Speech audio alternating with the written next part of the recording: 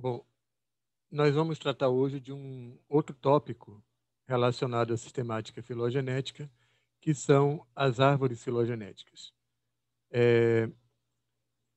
Então, nesse vídeo, nós vamos ver o que é um dendrograma, quais são os principais tipos de dendrogramas, mas nós vamos focar no cladograma, que é um tipo de representação muito utilizado em sistemática filogenética.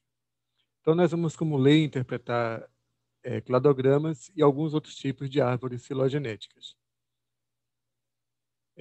Inicialmente, falando rapidamente sobre o que é um dendrograma, dendrogramas são diagramas em forma de árvore.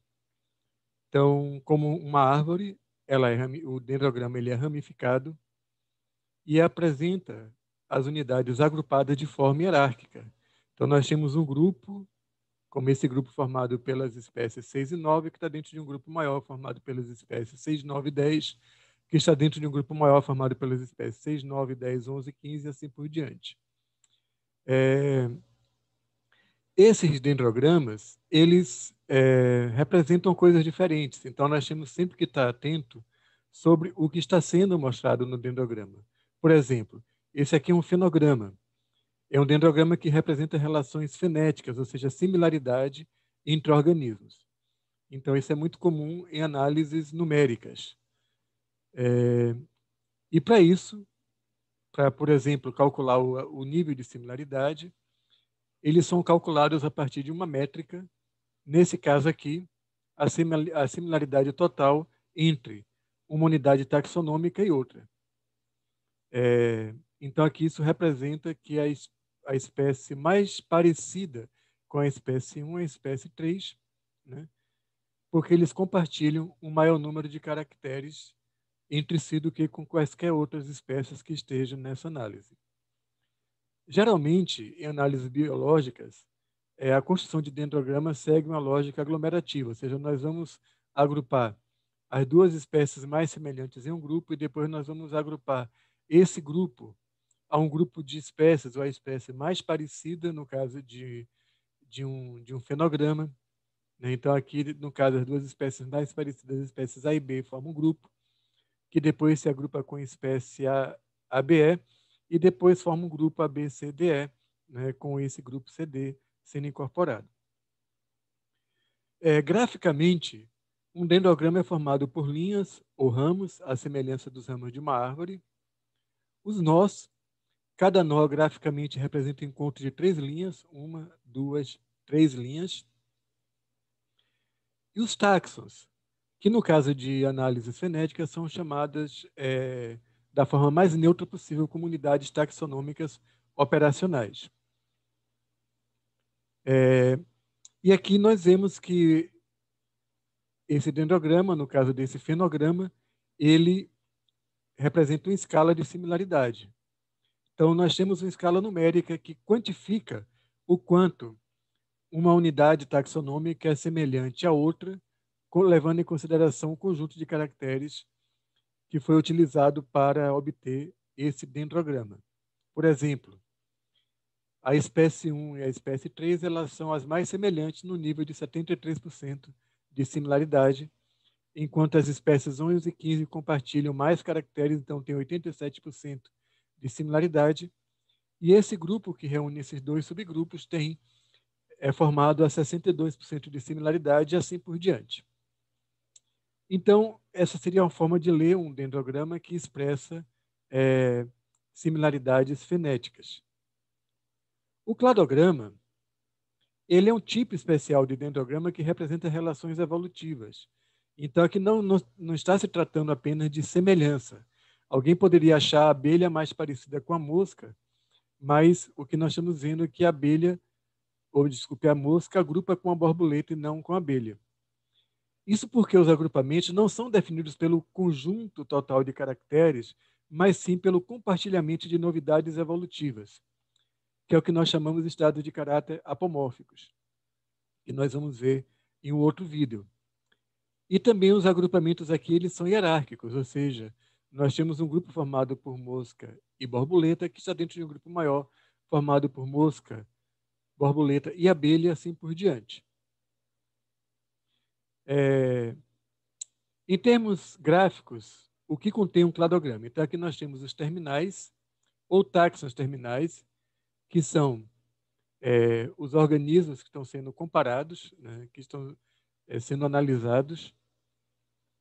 Nós temos os ramos, né, os nós, de novo, um encontro de 3 linhas, 3 ou mais linhas, em alguns casos.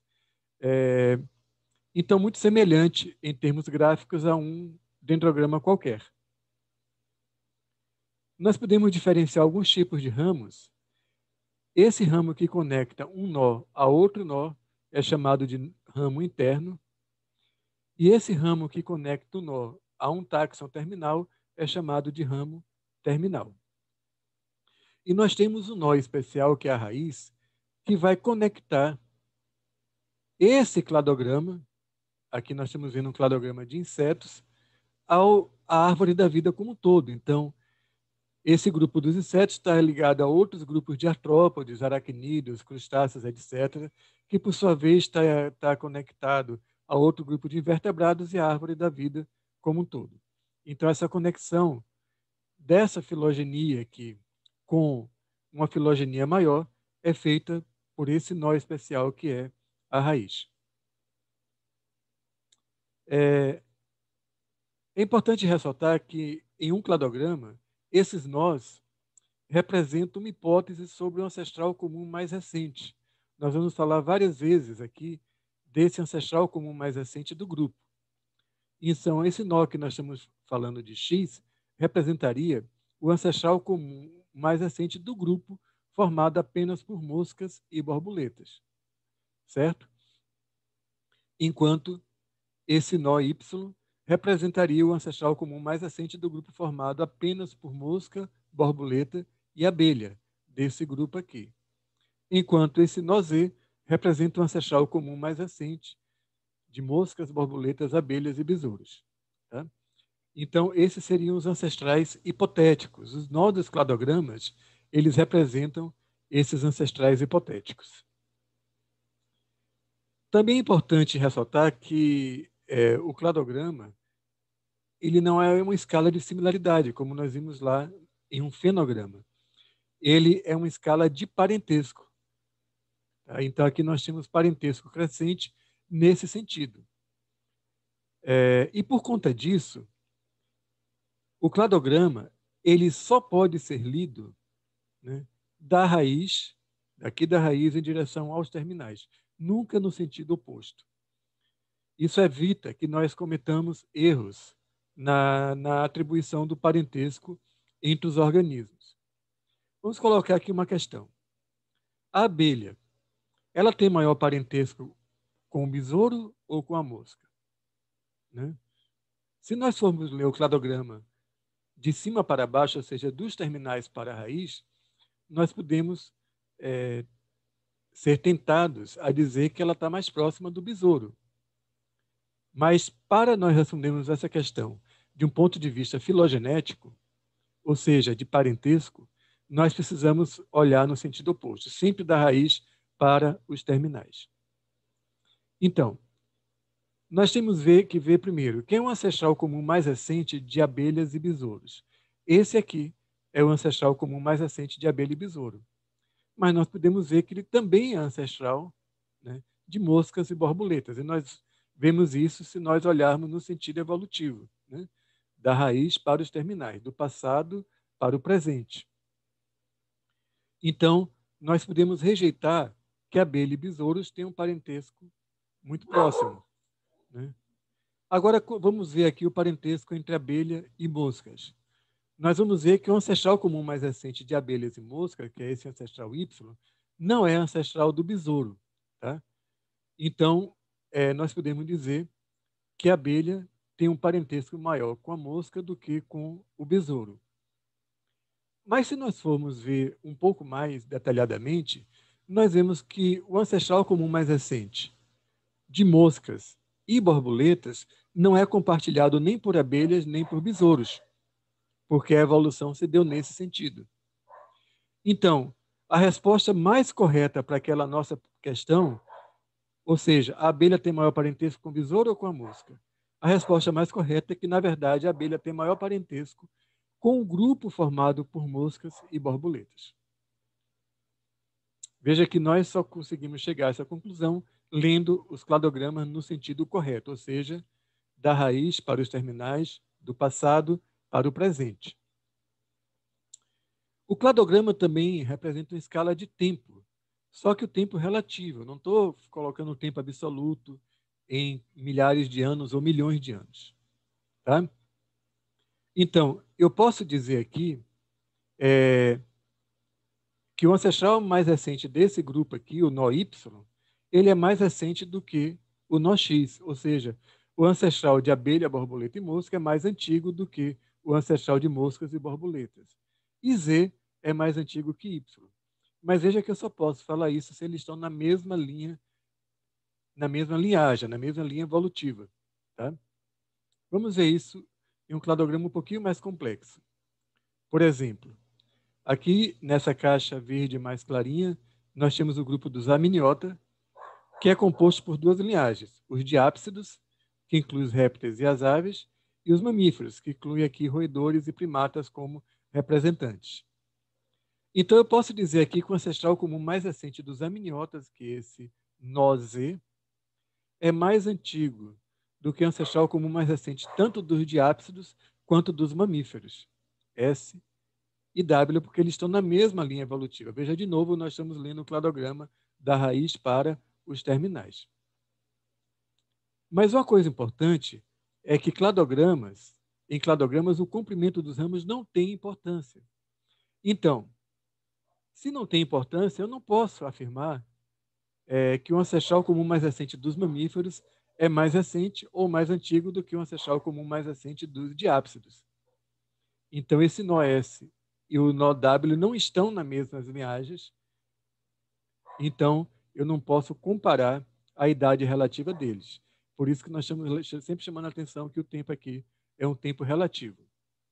Tá? Eu posso afirmar que X é mais antigo que Y é mais antigo que Z é mais antigo que W, que Z é mais antigo que S, mas eu não posso dizer se S ou W um é mais antigo que o outro.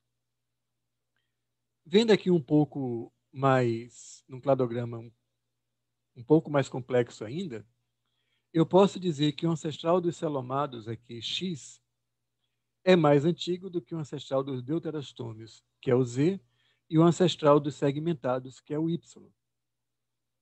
Certo? Porque Z e Y são descendentes de X. Então é lógico eu dizer que X é mais antigo. Mas eu não posso dizer que os deuterostômios são mais antigos que os segmentados, ou que os segmentados sejam mais antigos que os deuterostômios, porque aqui já são ancestrais independentes, não estão na mesma linhagem. Da mesma forma, eu não posso falar aqui, olha, que os deuterostômios são mais antigos ou mais recentes do que o ancestral dos radiados, que são aqui esse ancestral W. Tá?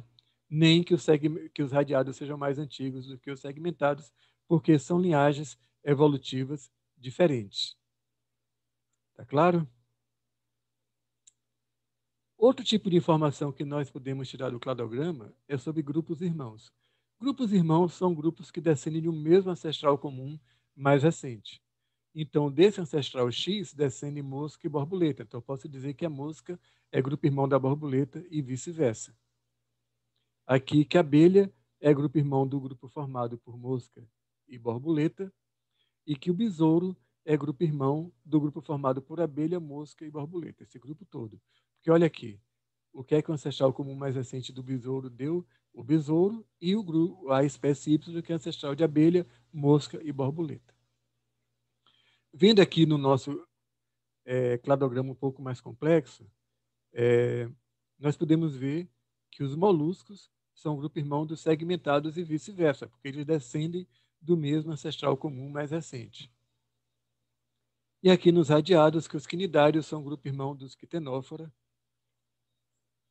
ou que os bilatéria são grupo irmão dos radiados, porque descendem ambos desse mesmo ancestral comum mais recente. Uma outra coisa que nós podemos observar, um outro conceito importante, são os grupos monofiléticos. Lembrando que grupo monofilético é aquele grupo que inclui o ancestral e todos os seus descendentes. Então, um grupo monofilético aqui é o grupo A, que inclui todos os descendentes de X, ou seja, mosca e borboleta. O grupo B, que inclui todos os descendentes de Y, ou seja, abelha, mosca e borboleta. E o grupo C, que inclui todos os descendentes de Z, ou seja, besouro, abelha, mosca e borboleta. Então, esses seriam grupos monofiléticos cada vez mais inclusivos, né? O grupo C inclui B, que inclui A, né? Mas todos eles aí são monofiléticos. Então, voltando àquele nosso cladograma um pouco mais complexo, vamos ver alguns grupos monofiléticos. Então, aqui, por exemplo, o grupo dos radiados é um grupo monofilético, que inclui todos os descendentes desse ancestral. Os bilatérios, que inclui todos os descendentes desse ancestral aqui, né? O pseudocelomado, já dentro dos bilatérios, olha, né? Que inclui todos os descendentes desse ancestral. Ou os celomados, né? Que inclui todos os descendentes desse ancestral. Ou os deuterostômios, que inclui todos os descendentes desse ancestral aqui. Lembrando que, para observar isso, eu sempre estou lendo o cladograma da raiz para os terminais, ou seja, o que parte do nó, do passado para o presente. E também, observando da mesma forma, nós vemos que alguns grupos aqui não são monofiléticos, por exemplo, os protostômios. É esse grupo aqui dessa caixinha verde, não é monofilético por quê? Porque não inclui todos os descendentes desse ancestral. Veja de que aqui nós temos os protostômios, são descendentes desse ancestral, mas também os deuterostômios, que não estão incluídos nesse grupo. Então, esse grupo é um grupo não monofilético. Da mesma forma, o grupo dos invertebrados. Aqui nós temos o ancestral comum mais recente dos invertebrados, mas ele também é ancestral dos vertebrados, que não está incluído nesse grupo. Então, o grupo dos invertebrados também não é monofilético. Ou o grupo que era antigamente chamado de vermes ou helmintos, né? Que inclui os platelmintos, os vermes chatos, os nemértidas, os nemátodas e os anelídeos, né? Veja que, nesse caso, eu teria que lançar mão de pelo menos 2 ancestrais comuns mais recentes para esses grupos aqui, dos anelídeos, mas esses ancestrais também são ancestrais de todos esses caras aqui. Então, esse grupo dos vermes ou helmintos também não é um grupo monofilético.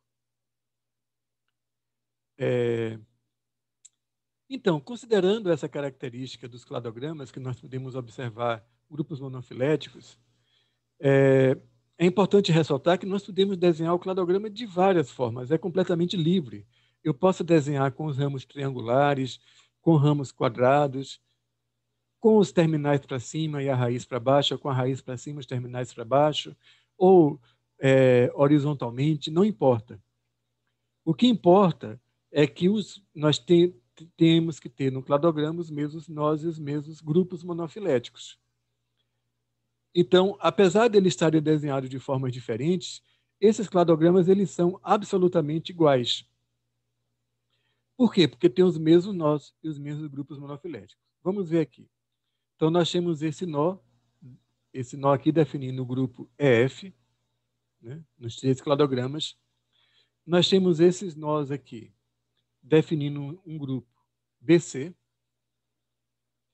Nós temos esses nós aqui definindo um grupo BCD, tá? Nós temos esses nós definindo um grupo ABCD, né? Olha aqui o grupo ABCD, olha aqui o grupo ABCD, então a composição é a mesma. E nós temos esses nós aqui definindo um grupo ABCDE. Olha aqui, ABCDE, o grupo ABCDE. Então, esses cladogramas, apesar de estarem sendo desenhados de formas aparentemente diferentes, eles são absolutamente iguais. Tá?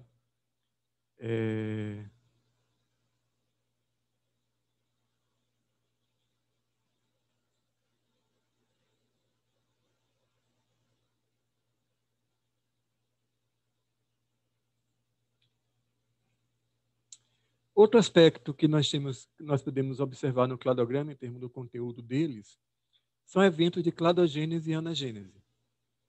O que é a cladogênese? É um evento de separação de linhagens. Por exemplo, aqui nós tínhamos o ancestral comum mais recente, esse nó X, separou em duas linhagens. Uma linhagem que deu a espécie A, outra linhagem que deu a espécie Y, que, por sua vez, deu origem a essa outra linhagem aqui. Ou seja, em outras palavras, o evento de cladogênese corresponde ao evento de especiação. Essa espécie ancestral X deu origem a duas espécies, A e Y. Né? Então, essas linhagens aqui elas são chamadas de clados, que são os grupos monofiléticos. Então, a cladogênese da espécie X resultou em duas linhagens, a espécie A e a espécie Y, tá? Cada uma formando as suas linhagens respectivas. Já a cladogênese da espécie W também resultou nessas duas linhagens, né, que são fundadas pela espécie X, que deu origem a essa linhagem aqui, e pela espécie Z, que deu origem a essa outra linhagem. Já a anagênese são eventos de mudanças nas características de uma espécie, então são mudanças nos caracteres que compõem uma espécie, uma linhagem, sem que haja cladogênese, sem que haja separação dessas linhagens. Um exemplo clássico é a própria evolução humana. Embora isso tenha mudado, a nossa visão de evolução humana tenha mudado recentemente, mas uma visão clássica é de que nós temos mudanças progressivas ao longo do tempo, no aumento do tamanho, né? na mudança da capacidade craniana, né? Na capacidade encefálica, na mudança na orientação da face, da mandíbula, etc. Né? No aumento também da postura ereta e assim por diante. Então, se essas mudanças elas realmente ocorreram ao longo do tempo, em uma mesma linhagem, sem que tenha havido separação dessas linhagens, isso seria um exemplo clássico de uma anagênese. Até se poderia questionar essa questão das espécies, porque de fato não está havendo especiação. A atribuição aqui dessas separações, elas são arbitrárias e são mais feitas no sentido de permitir uma comunicação. Na verdade, os cladogramas, né, eles são possíveis de serem reconstruídos porque nós temos os dois eventos. Se ocorre anagênese sem cladogênese, eu não teria a separação das linhagens. Se ocorre cladogênese sem anagênese, eu não tenho novas características. Então, quando nós estamos vendo um cladograma como esse aqui, o que nós estamos vendo é que nesses pontos onde ocorreu cladogênese, separação dessa linhagem rosa, que são as licófitas, dessa outra linhagem aqui, né, o surgimento aqui de tecidos vasculares, isso aqui na verdade está numa posição errada, né? Os tecidos vasculares, separando aqui as briófitas dessas linhagens aqui, que são as plantas vasculares ou as traqueófitas. Aqui o surgimento de megáfilos separa as licófitas dessa outra linhagem. O surgimento das sementes separa a linhagem das pterófitas das espermatófitas. O surgimento de flores e frutos separa a linhagem das angiospermas das gimnospermas e assim por diante. Então, nós conseguimos reconstruir cladogramas porque, na história da vida, os eventos de cladogênese estão associados a eventos de anagênese, ou seja, a separação de linhagens está associado ao surgimento de novas características e isso permite a gente reconstruir a história filogenética dos grupos. E, finalmente, eu gostaria de falar que nós temos outros tipos de árvores filogenéticas, além do cladogramas.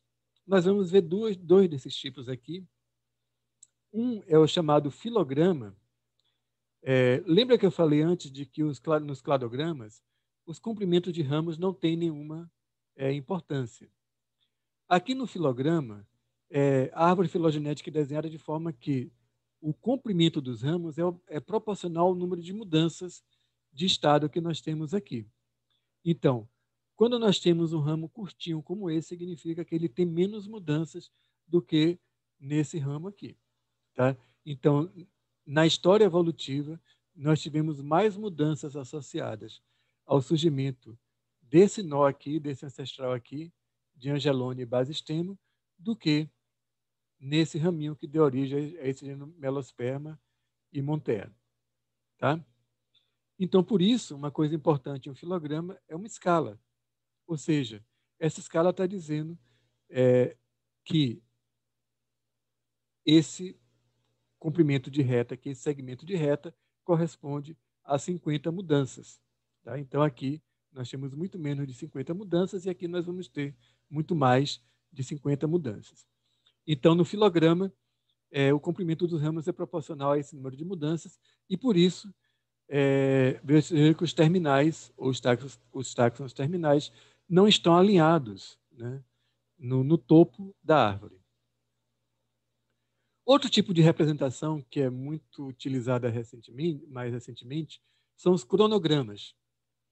Aqui é uma árvore filogenética, aqui nós temos os táxons alinhados pelo presente, né, e a distância dos nós até o presente, então a distância desse nó até o presente, é proporcional a uma estimativa de idade do ancestral comum mais recente do grupo. Tá? Então, na verdade, no cronograma, ao contrário de um cladograma, no cronograma nós tínhamos no cladograma nós tínhamos o tempo relativo, aqui nós temos o tempo absoluto. Geralmente, isso é representado por uma escala geológica, do tempo geológico, que nós temos aqui, nesse caso, em milhões de anos. Tá? De 0 a 100 milhões, a 200, 300 milhões de anos, aqui nós temos o Cenozoico, Mesozoico, Paleozoico, as épocas Cretáceo, Jurássico, Triássico e assim por diante. Tá? Então, essa distância do nó até o presente é uma estimativa da idade e isso é calculado em uma análise específica, que é uma análise que nós chamamos de análise de datação. Então, aqui no cronograma, nós podemos estabelecer hipóteses sobre o tempo, a idade desse grupo. Por exemplo, no caso aqui das angiospermas, tem uma estimativa de que esse grupo tem uma idade de 147 milhões de anos. Olha aqui, exatamente no limite entre o Cretáceo e o Jurássico. Já o grupo das espermatófitas tem uma estimativa de idade de 323 milhões de anos aqui no Carbonífero. Então, esses cronogramas permitem que a gente reconstrua as relações filogenéticas com esse componente do tempo, né, da idade dos grupos. Então, fazendo um sumário, um resumão do que nós vimos até agora, né, nesse vídeo, nós vimos que os cladogramas são hipóteses sobre a história evolutiva de um grupo de organismos. Então, especificamente, são um tipo de dendrograma que expressa o parentesco e o tempo relativo. Tá? Nós vimos que os nós de um cladograma representam uma hipótese sobre o ancestral comum mais recente daquele grupo. Então, seria um ancestral hipotético. E nós vimos isso que eu estou tentando frisar sempre, que eles sempre são lidos de forma unidirecional e essa direção é sempre da raiz para os terminais. Nós vimos que o cladograma contém várias hipóteses, hipóteses sobre o monofiletismo dos grupos, hipóteses sobre grupos irmãos, quem são os grupos irmãos de um grupo X, hipóteses sobre eventos de cladogênese e anagênese e sobre a evolução de caracteres, que nós não falamos muito aqui, que vai ser objeto de um outro vídeo. E nós vimos também outros tipos de árvores filogenéticas, como os filogramas, aquelas árvores no qual os comprimentos do ramo são desenhados de forma proporcional ao número de mudanças de estado de caráter, e os cronogramas nos quais a distância dos nós até os terminais é proporcional ao tempo, ou seja, a uma estimativa de idade do ancestral comum mais recente do grupo.